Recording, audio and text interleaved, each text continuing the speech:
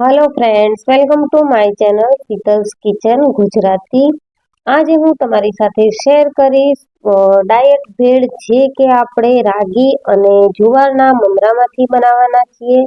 મિત્રો, શિયાળાની સિઝન ચાલી રહી છે ત્યારે દિવસમાં ભૂખ લાગે એ સ્વાભાવિક છે અને જ્યારે તમને નાની મોટી ભૂખ લાગે અને ફટાફટ કાંઈ ખાઈને બનાવીને ખાવાની ઈચ્છા થાય ત્યારે તમે આ ભેળ બનાવી શકો છો। તો ખૂબ જ ટેસ્ટી અને હેલ્ધી એવી આ ડાયટ ભેળની રેસીપી વિડીયો તમે એન્ડ સુધી જરૂરથી જોજો અને મારી ચેનલ પર નવા આવ્યા હો તો ચેનલને સબસ્ક્રાઇબ જરૂરથી કરજો।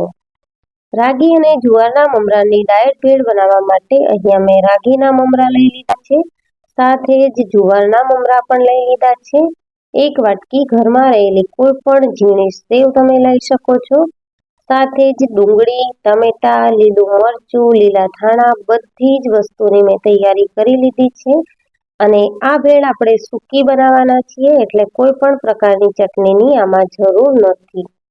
હવે આપણે સૌપ્રથમ રાગી જુવારના મમરા અને રાગીના મમરાને કઢાઈમાં શેકી લઈશું।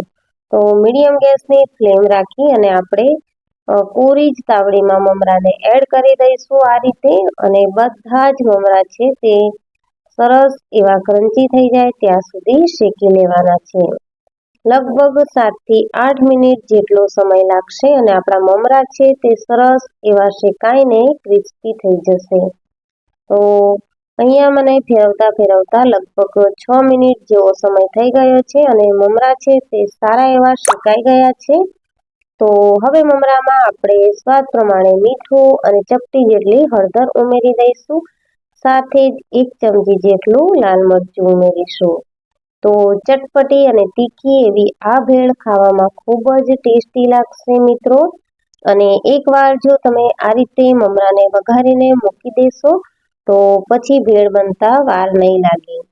3 થી 4 મોટી ચમચી જેટલું તેલ ઉમેરી લઈશું એટલે મસાલાનું જે કોટિંગ છે તે મમરા પર ખૂબ જ સારી રીતે આવી જશે। તો આ રીતે તેલ ઉમેર્યા બાદ મસાલા અને મમરાને મિક્સ કરી લેવાના છે અને ચેક કરી લેવાનું કે મમરા ક્રિસ્પી થઈ ગયા છે કે નહીં। તો 8 મિનિટનો સમય થયો છે અને મમરા છે તે ખૂબ જ સારા એવા ક્રિસ્પી થઈ ગયા છે। છેલ્લે આપણે આ રીતે 2 હાથની મદદથી મમરાને ફેરવીશું એટલે મમરા વેરાશે પણ નહીં અને ખૂબ સારી રીતે બધું જ મિક્સ થશે।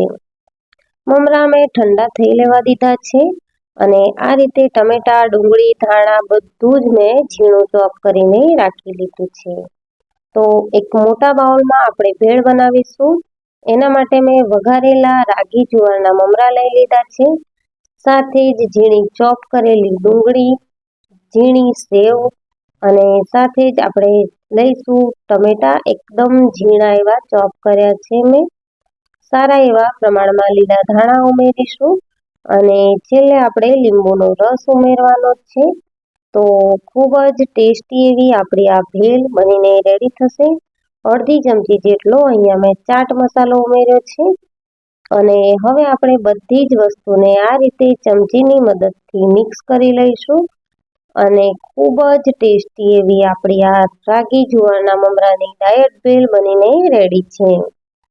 તો મિત્રો, તમે પણ નાની મોટી ભૂખ માટે આ રેસીપી જરૂરથી ટ્રાય કરજો અને જે લોકો ડાયટ કરતા હશે એ લોકો માટે પણ આ રેસીપી ખૂબ જ હેલ્ધી એવી છે। ડાયાબિટીસવાળા લોકો હોય એમના માટે પણ આ રેસીપી ખૂબ જ હેલ્ધી એવી છે। તો કોઈ પણ પ્રકારનું આપણે સુગર વાપર્યું નથી, તો આ રેસીપી ડાયાબિટીસવાળા લોકો માટે પણ ખાવા લાયક છે। છેલ્લે આપણે પ્લેટમાં ભેળને લઈ અને થોડી ડુંગળી, ટમેટા અને લીલા ધાણાથી ગાર્નિશ કરીશું અને ઉપરથી આપણે થોડી એવી સેવ ઉમેરીશું। માર્કેટમાં મોંઘી મળતી જે સૂકી ભેળ છે, જેને આપણે બોમ્બે ભેળ તરીકે ઓળખીએ છીએ, એ ભેળ આપણે આસાનીથી આ રીતે ઘરે એકદમ હેલ્ધી રીતે બનાવી શકીએ છીએ અને પેટ ભરીને ખાઈ શકીએ છીએ। તો તૈયાર છે આપણી ડાયટ ભેળ